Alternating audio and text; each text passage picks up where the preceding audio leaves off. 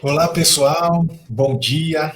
Prazer aqui participar de mais uma das aulas do Congresso da Sanar, o SanarCon. Aqui eu estou com uma tarefa ilustre de apresentar aqui o Dr. Henrique Dória de Vasconcelos. Ele vai substituir o Dr. João Lima, que infelizmente teve problemas pessoais e não pôde participar com a gente, mas ele está muito bem representado aqui pelo Dr. Henrique. Tive que até fazer uma colinha aqui para apresentar ele. Ele é cardiologista, anestesiologista e epidemiologista, tudo isso. E atualmente ele está fazendo pós-doutorado, é o fellow de pós-doutorado na Johns Hopkins. Então vocês devem conhecer a Johns Hopkins aí do noticiário, porque a epidemiologia, né, dos dados Covid geralmente vem dessa universidade, né, o que a maioria dos jornais e revistas apresentam. Então, instituição extremamente importante no mundo acadêmico.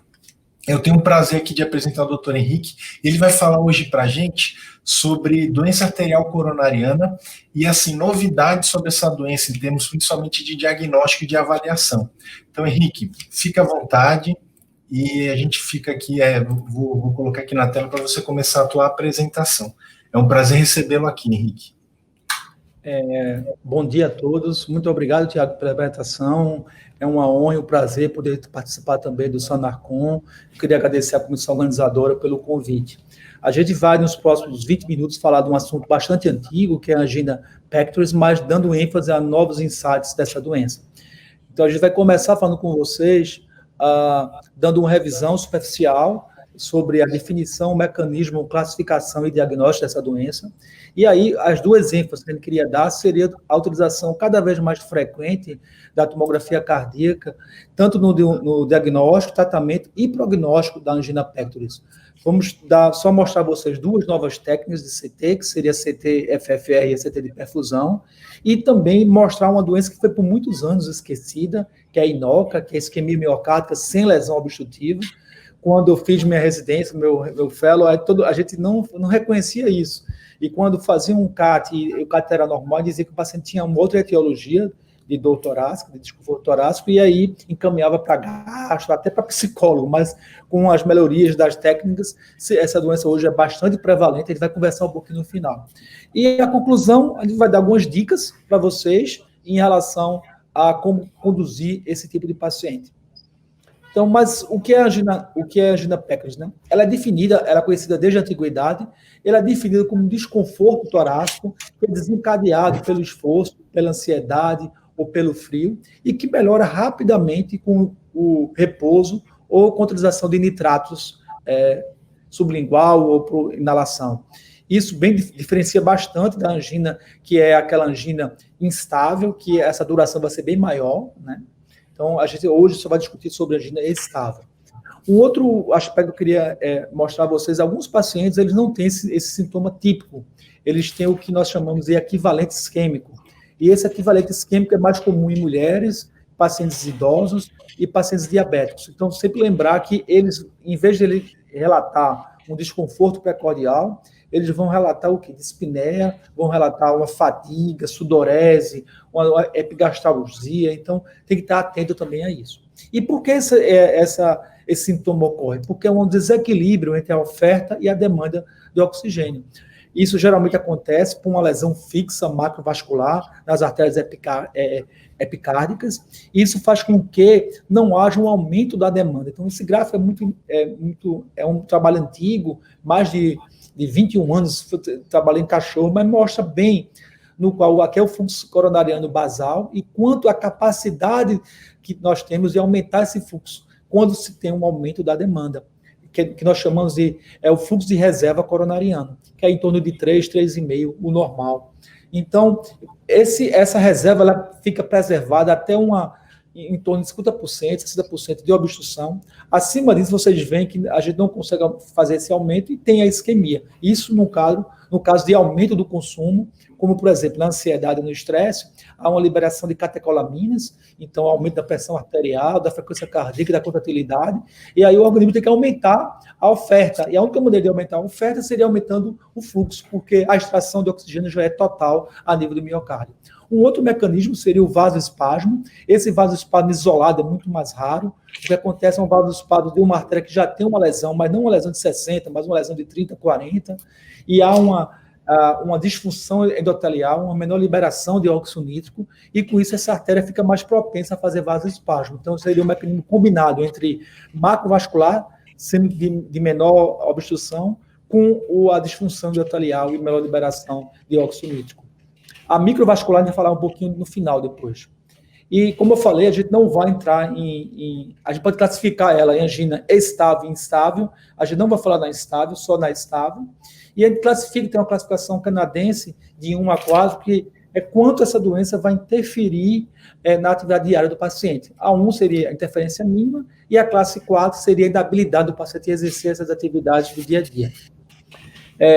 Quando o paciente vem com essa história, a gente tem que confirmar esse diagnóstico, e essa confirmação do diagnóstico geralmente é feita, o paciente chega assintomático, porque ele teve esse período em casa, e aí ele vem para a gente para investigar, e aí quando ele vai investigar, nós utilizamos testes de estresse, que nós chamamos. Esse estresse pode ser farmacológico, pode ser um estresse de exercício, quer seja na esteira, quer seja na bicicleta ergométrica, e aí nós podemos utilizar, por exemplo, o eletro, que é o teste ergométrico. Vemos alterações eletrocardiográficas de onda T e segmento ST, podendo observar alterações transitórias da contratilidade segmentar pelo estresse, pelo eco. Né? O eco tem um componente bifásico, aumenta a contratilidade, com o exercício depois diminui naquela região que está hiperfundida. Temos a cintilografia, que é o SPEC, que praticamente, eu acho que esses 3 testes são os mais utilizados no Brasil, para a investigação de angina, mas o PET seria, com a investigação do metabolismo, seria o que tem a melhor acurácia comparativamente com esses 3 anteriores. A ressonância de perfusão também é uma técnica com bastante acurácia. E tem a CT de perfusão e a CT-FFR, que nós vamos falar posteriormente. Quando nós acreditamos que o paciente tem um risco pré-exame elevado, a gente pode indicar esse paciente para fazer um exame invasivo, que é o cateterismo cardíaco, que é o exame um exame ouro para esse diagnóstico. Mas ele tem alguns problemas.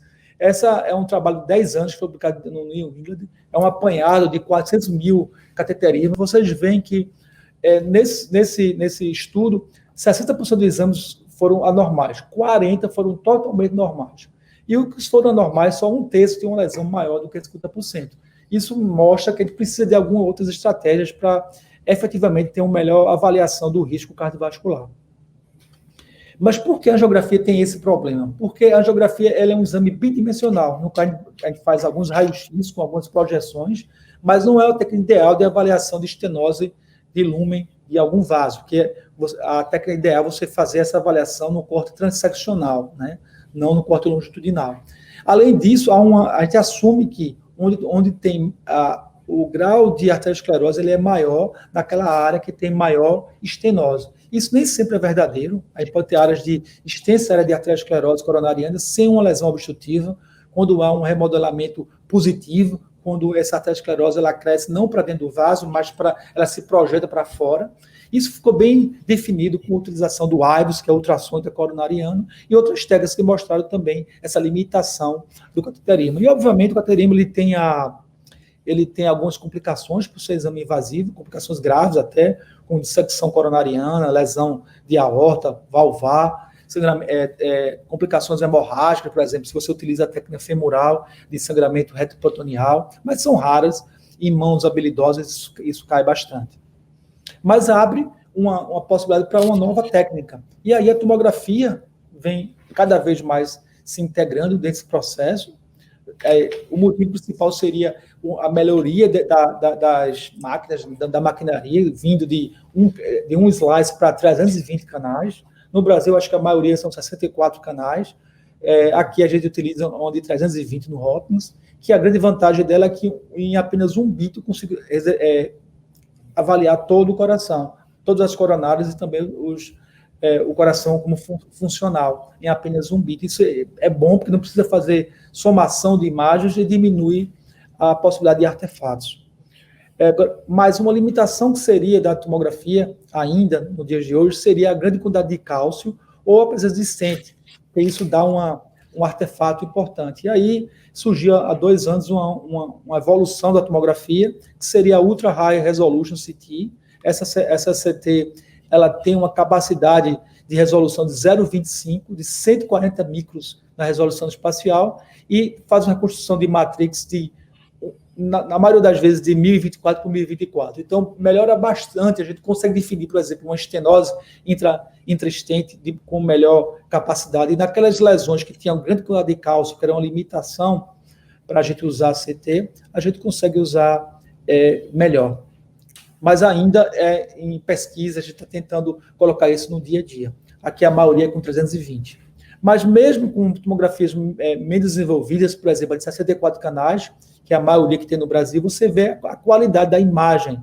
Aqui é um cateterismo cardíaco, né, uma angiografia, mostrando uma lesão importante, quase semi-oclusiva, na bifurcação, no take-off da primeira diagonal aqui. E essa imagem a gente consegue quase como um espelho pela tomografia.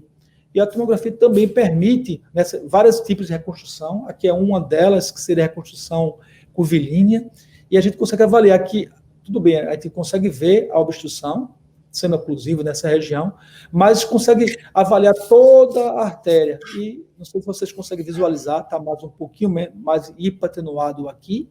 Então, tem uma lesão, uma placa aterosclerótica, ela vai desde a região proximal, média. Então, a extensão dessa placa é muito maior do que apenas onde está a obstrução. Então, por isso que a tomografia ela é utilizada, né, principalmente para excluir doença coronariana, para ter um alto poder negativo preditivo. Então, quando ela é normal, o paciente praticamente não tem doença coronariana, porque ela detalha as características das placas de aterosclerose, tanto as calcificadas como as não calcificadas. Também ela detecta aquelas placas que estão sujeitas a romper e provocar uma síndrome coronariana aguda. Ela detecta a área que está disponível, que está aberta da artéria, a área de estenose, como eu mostrei ali, a extensão da lesão. E nós estamos fazendo algumas pesquisas da avaliação da gordura pericoronariana. A qualidade dessa gordura, quanto menos negativo for essa gordura em termos de atenuação, mais inflamado daquele vaso, e vai se utilizar, eu acho que no futuro, esse índice, que a gente chama Fat Attenuating Index, como igual a Calcio Score, para predizer risco cardiovascular. E por tudo isso que eu falei em relação à tomografia, ela é o exame de primeira linha em pacientes sintomáticos para risco baixo ou intermediário, e isso tanto nos guidelines europeus como nos guidelines americanos. O motivo principal para ele estar incluído nesse guidelines foi um estudo que foi publicado inicialmente no Lancet, é um estudo randomizado, duplo cego, que avaliou 4.000 pacientes, que é o Scott Hart Trial, que divide em dois braços, um braço que é a terapêutica tradicional, e o outro braço que seria a terapêutica tradicional mais CT, envolveu o paciente só com angina estável, ninguém com angina instável foi incluído. E aí, teve 2 endpoints, um endpoint mais precoce, com 6 semanas, seria a angina, e quanto a tomografia modificou o tratamento, e um endpoint mais prolongado, que seria a presença de MACE, que é a presença de morte, infarto miocárdio, revascularização, readmissão no hospital ou AVC. Os endpoints a longo prazo, eles não tiveram uma diferença estatística, mas o grupo que fez CTA, aqui é um Kaplan-Meier, mostrando que ao longo dos anos, foi 2 anos e meio de segmento, o grupo do CTA ele teve uma menor mortalidade, mas não foi significativo, foi borderline, foi 0,05p. E isso, os autores acharam que poderia ser, esses pacientes tiveram maior revascularização. Então, seria justificativa para isso. Não foi, vocês vão ver que esse estudo se continuou, mas quando eles publicaram a primeira vez, era essa a justificativa. Mas o grande resultado do estudo foi que o CT, ele conseguiu modificar a intervenção desses pacientes. Foram cancelados estudos funcionais, testes ergométricos, PETs, SPECs, e também cancelados exames que já tenham sido agendados para cateterismo. Então, só isso já justifica a utilização da técnica, já justifica o uso do CTA. Né? Então, esse resultado foi bastante, todo mundo bem animador para quem trabalha com CT. E aí, eles continuaram o follow-up e mostraram resultados com 5 anos, que foi publicado no New England Journal, em 2018, mostrando que aquelas curvas elas se abriram em termos de mortalidade, o grupo do CTA, que é esse em azulzinho aqui, ele teve uma menor taxa de eventos comparada com o grupo de mês, né, de eventos mês, comparado com o grupo que foi o Standard Care, e não foi devido à revascularização. Aquela curva que inicialmente mostrava que o grupo CTA teria mais de revascularização, elas se juntaram e não teve diferença em 5 anos. Mas por quê? Como é que você consegue diminuir eventos se não tem mais revascularização? É porque o grupo, o CTA faz com que haja uma maior adesão, tanto por parte do médico, como por parte do paciente, ao tratamento medicamentoso e à mudança de hábitos de vida. Então, o paciente ele visualiza a quantidade de impacto que ele tem. Então, não é só é um exame que fornece uma imagem adequada, e isso faz com que os pacientes sejam mais aderentes ao tratamento. Então, foi esse o resultado do Scott Hart Trial, e só com esse resultado já justifica a utilização de primeira linha, o uso do CTA. Novas técnicas a gente tem, então essas novas técnicas, como eu falei, são duas. Uma seria o FFR, que normalmente ele é calculado na sala de hemodinâmica, utiliza um catéter, esse catéter passa aquela lesão valvar, e quando há a lesão coronariana, e quando há uma estenose importante, há um dropout pressórico, mas aí a CTA conseguiu fazer esse mesmo resultado de maneira não invasiva, através da análise de computacional de dinâmica de fluidos. Ela consegue avaliar o fluxo coronariano basal e o fluxo que seria na máxima hiperemia, e produz esse gráfico aqui, é bem interessante. Esse gráfico mostra numericamente, vocês veem aqui, aqui na artéria coronária direita, 0,86, na DA 0,75 e na circunflexa 0,95. O valor normal vira em torno de 0,75 a 0,8, abaixo disso já é uma relação com isquemia dessa região. E também em cores, vocês veem que o azul seria o fluxo normal, e quanto mais para o vermelho, ele ficaria um fluxo diminuído. Então, é fácil de avaliar, né? 3 empresas, como eu falei, seriam cálculos matemáticos, que dão para a gente não só o fluxo sanguíneo basal, mas ele prediz a resposta máxima à hiperemia fisiológica, e dá aquele valor normal de 0,75 a 0,80. 3 empresas trabalham com isso aqui nos Estados Unidos. A única aprovada para o uso pelo FDA é o HeartFlow. O inconveniente dessa empresa é que nós temos que mandar nossa imagem para eles avaliam e mandam para a gente o resultado. Várias empresas, eu botei aqui só 2, elas estão também tentando ser aprovado, e aí não precisaria mandar essa imagem, a gente faria à beira do leito, à beira na workstation da gente, sem precisar mandar para ninguém. Mas é uma técnica bastante usada no dia a dia, hoje em dia. A outra, nova técnica de CT, seria a CT de perfusão. Ela se baseia em quê? Quando a gente injeta contraste iodado no paciente, aquele músculo que está isquêmico, ele demora um pouco mais a absorver aquele contraste. Geralmente, essa absorção máxima, essa diferença máxima entre o miocárdio isquêmico e o miocárdio normal se dá entre 15 segundos a 22 segundos. Você seta a máquina para isso e você consegue avaliar. Então, aqui é um exemplo de uma workstation com um CT de perfusão. Isso aqui é um CT estática. Nós estamos trabalhando aqui numa CT dinâmica, que é mais efetiva. Então, na CT estática, vocês veem uma área mais escura de hipotenuação na parede anterior e na parede inferior. Aqui são 3 cortes, um corte horizontal, sagital e coronal. Então, você consegue avaliar esse defeito de perfusão, aqui também na região basal e média septal. E, às vezes, realmente tem que ter um treinamento para você poder avaliar subjetivamente essa área de hipotenuação, mas ele dá um pulsar igual a cintilografia, mostrando, por exemplo, toda essa área de azul seria uma área de isquemia, e a área marrom seria a área normal de fluxo. Então, é bem interessante essa avaliação funcional. Aqui é um outro exemplo do CORE-320, que comparou 2 estratégias de tratamento, um pipeline com angiografia e cintilo, e outro pipeline com CT e CT de perfusão. O resultado foi que estão estudos equivalentes, e em alguns casos a acurácia da CT de perfusão foi melhor do que a cintilografia. E aqui dá justamente esse exemplo. Se vocês verem, é uma lesão importante no terço proximal de DA, tanto por CT, em torno de 80%, também como angiografia, que foi absolutamente normal com a cintilo. A cintilo aqui é a fase de repouso e a fase de estresse. Na fase de estresse não houve nenhum defeito de captação, mas na CT de perfusão mostra essa área de hipotenuação da região anterior apical. Então, é um exame que cada vez a gente faz clinicamente aqui no Hopkins, naquelas lesões intermediárias, que a gente não sabe, ou no caso, são lesões que tem várias placas, por exemplo, tem uma placa aqui de 30%, outra placa aqui de 30%, a gente, eita, e aí? E aí faz a avaliação funcional através da CT de perfusão. Por último, acho que por questão de tempo, a gente vai falar da isquemia miocárdica sem lesão obstrutiva. Cada vez mais frequente, nós chamamos de INOCA, porque não é uma lesão obstrutiva evidente, ela tem que ser uma lesão menor do que 50%, ou não haver essa lesão, afeta 3 a 4 milhões de homens e mulheres, tem um risco similar de mortalidade às lesões obstrutivas e um custo também, e elevado risco cardiovascular.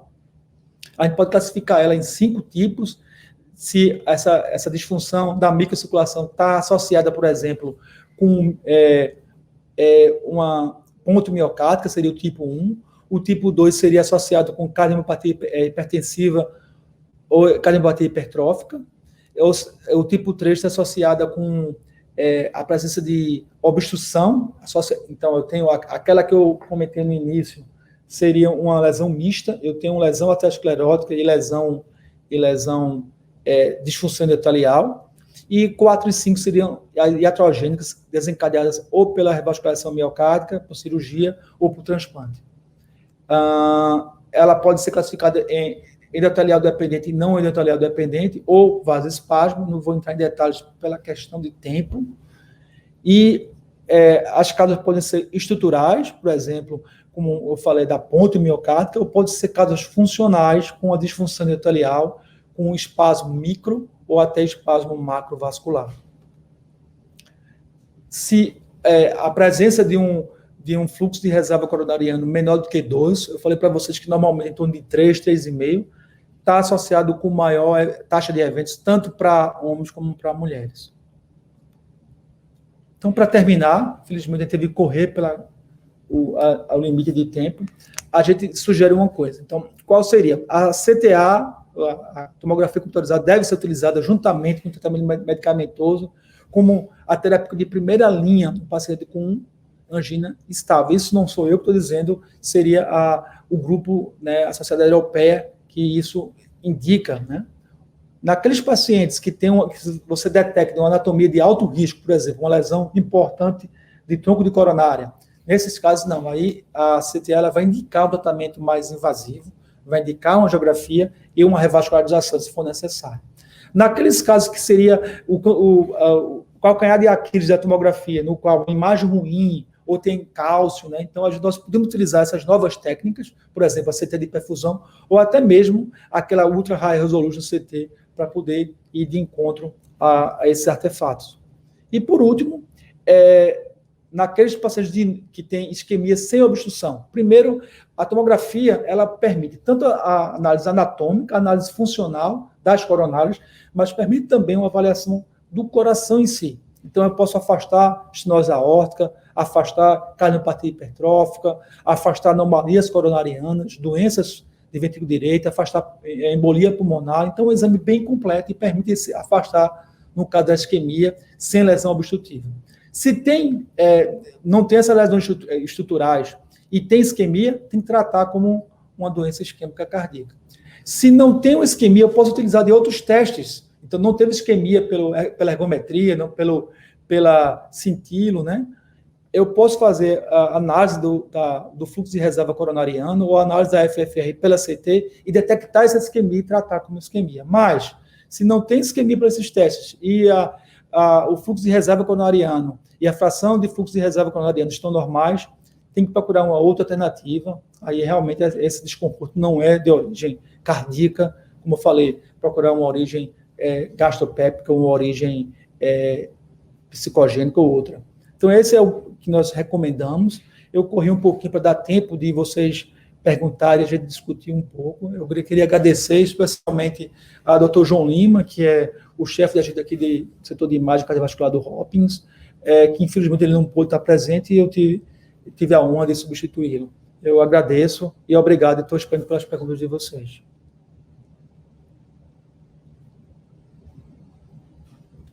Aqui. Opa, está montado.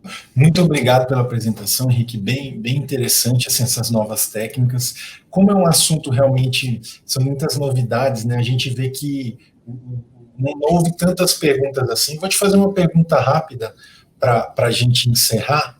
É assim, a tua opinião a respeito do seguinte, você falou sobre Scott Hart, tem Promise, vários exames, vários trials que colocaram a CT como um exame interessante para a gente avaliar a dor torácica no contexto de estabilidade, né? Mas a gente vê que nesses estudos aumentou muito a taxa de cateterismos por apresentar lesões na angiotomografia. E muitos desses cateterismos não comprovaram lesões obstrutivas de fato, como tinham na tomografia. Então, é um exame com alto valor preditivo negativo, mas parece que o valor preditivo positivo não é tão bom. Você acha que com essas novas técnicas que você citou, isso pode melhorar, a tendência é que isso melhore e que, de repente, o cateterismo vire só um exame realmente para tratamento, que para diagnóstico a gente não vai fazer mais cateterismo daqui para frente? Obrigado pela pergunta, bem interessante. Eu concordo com você que eu acho que esse vai ser o futuro, pelo progresso das tomografias, né? Por exemplo, você falou que aumentou a taxa de revascularização e a taxa isso não foi no Scott Hart Trial, na verdade foi normal. O resultado de 2015 foi assim, em 2018 não foi. Então, isso talvez não seja verdadeiro na atualidade, né? Mas eu concordo com você, a tomografia ela tem um poder negativo muito importante, mas existe se for comparar a nossa estenose dita pela tomografia, comparar com a angiografia, a gente geralmente coloca mais 10% a 15%. Por exemplo, se eu disser que tem uns 70% pela tomografia, se for fazer a anjo, dá 60%.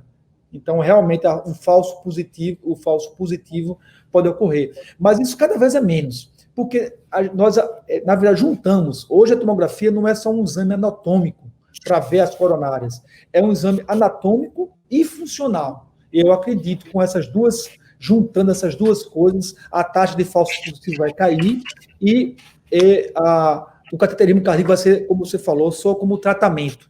Essa é a minha visão em relação a isso.